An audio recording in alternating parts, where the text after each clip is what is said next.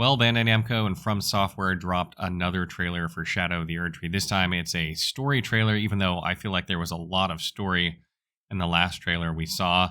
So in this video, we're going to kind of unpack a little bit of that story, maybe get into a discussion about what is happening. Full disclosure, I am not a lore specialist, but I do, have some familiarity with some of the lore in this game. And I just kind of want to go through like what my take is and what I think is, being told from this trailer. Mikula the Kind spoke of the beginning. The seduction and the betrayal.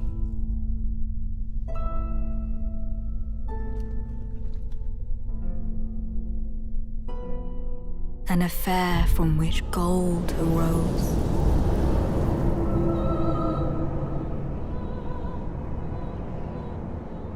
And so too was Shadow born.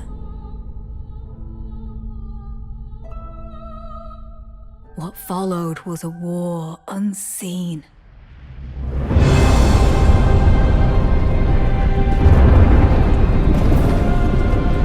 One that could never be put to song.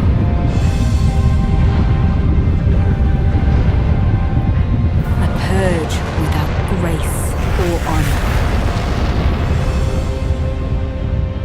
The tyranny of Messmer's flame.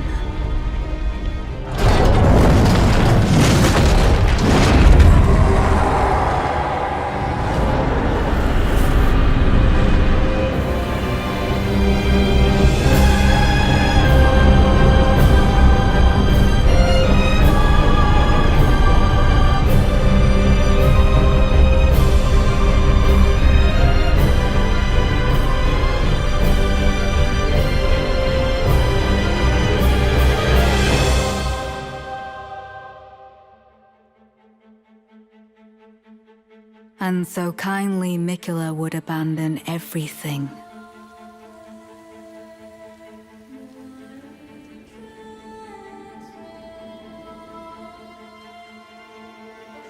His golden flesh, his blinding strength, even his fate.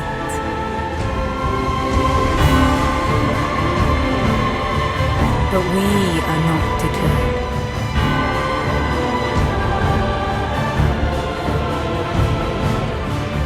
We choose to follow.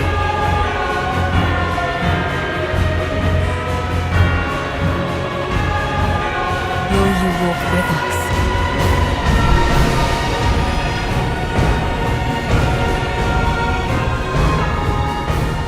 So in the beginning of the trailer, you hear a narrator talking about how Mikula the Kind spoke of the beginning, the seduction, the betrayal, and simultaneously, you're seeing Queen Marika reach into a fleshy sack and pull something out, and then walk towards a light and kind of stand in this doorway that looks like a doorway between two realms. And we know that this is in fact Queen Marika because when she reaches into the fleshy sack, you can see the bangle on her arm, and this is the same bangle exactly that's depicted in artwork of her for the game. So we can surmise that this is her, and the questions remain on what did she pull out of that sack? She holds something over her head that's kind of like these wavy lines that look like they might be forming a ruin or something like that, but we're not exactly sure what it is. It's probably something that's ethereal in nature, that's not like material, and is probably more symbolic than anything than representing a physical thing. So here she is holding this thing standing in the doorway, or what looks to be a doorway to another world.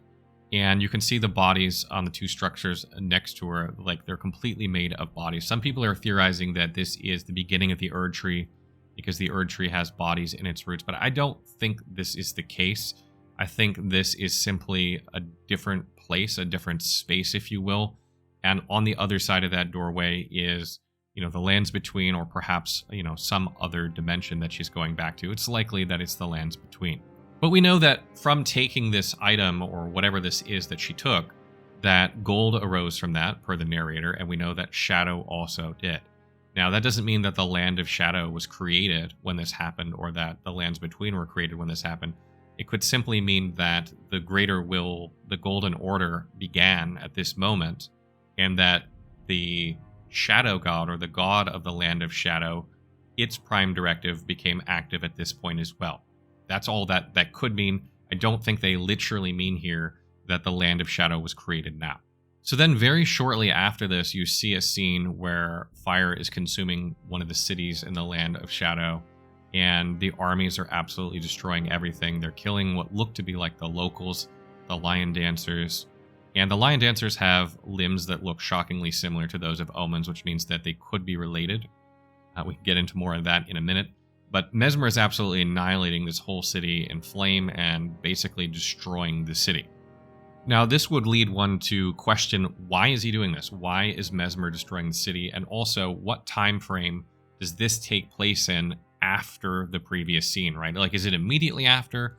Is it within a few years? Is it within a few decades? Is it within a few centuries? We don't really know the answer to that. But I think based on what we saw in the gameplay trailer, it's probably pretty clear that Mesmer is, in fact, Queen Marika's son, or one that we had not heard about. And I think it's likely that what he's doing here is at the behest of Queen Marika. There's some dialogue in the previous gameplay trailer where he's sort of talking to himself, Mesmer is, about, whether she would actually accept him as an Elden Lord, even though he's not like the greatest child ever. And that would lead me to believe that they are in good graces of one another. So therefore, this was probably done at her behest. But that still leaves the question, why? Why would she direct Mesmer to attack this area? And it leaves some other questions also. For instance, how old is Mesmer? Is Mesmer actually the firstborn progeny of Queen Marika? How old would that make him? And also, is his father Radagon? Is his father Godfrey? Or does he have a different father? These are all things we don't know that might be being alluded to about an affair in the trailer. One of the things that I find interesting about this whole scenario with Shadow of the Erdtree is that we know for sure that the entrance to Shadow of the Erdtree is located in the Mohgwyn Palace, where Miquella's body currently resides. We know that he is in the Land of Shadow and Spirit, but his body currently resides there. And what makes that particularly interesting is that Mohg had come in contact with an outer god known as the Formless Mother, or Mother of Truth, and he's kind of obsessed with this person. And I sort of get the sense that because you're going through Mohg's dynasty and Miquella is in the Land of Shadow, that this god is related to the Land of Shadow. It's possible that this god is directing Mohg and potentially Miquella, or maybe Miquella against his will, in order to fulfill some prime directive that it has in the Land of Shadow. Just like the Greater Will is working with Marika on the Golden Order and giving her its prime directive. So it's possible that this story is all about that outer god and the potential dynasty that's happening there. And things get even more interesting when you look at the fact that, Mohg is the one involved here. He's an omen, just like Morgott, and omens are disdained in the lands between. They're thought to be cursed, and basically they're shunned by people, and they're locked below the royal capital when they happen. And they clearly have to have some sort of bloodline for this to occur. And in the case of Morgott and Mohg, Godfrey is their father. So it's possible that he has that blood in him that's causing this to happen. And when you look at the trailer and you see these creatures that have legs that look very, very similar to omens, meaning there could be an omen under there that's, doing the dance, or these creatures could be related to omens, it makes me wonder if the Land of Shadow is not where Godfrey is initially from, and maybe the betrayal is against him from Queen Marika. And so to give you an idea like what the timeline might look like, imagine, for instance, that Queen Marika and Godfrey the Golden marry each other. One's from the Land of Shadow, one's from the lands between. They have an alliance, they have children. Their children are Mohg and Morgott, and they are omens, right? So we know that. But here's another third child that they mysteriously have that doesn't look anything like them. Godwyn does not look anything like the other two children.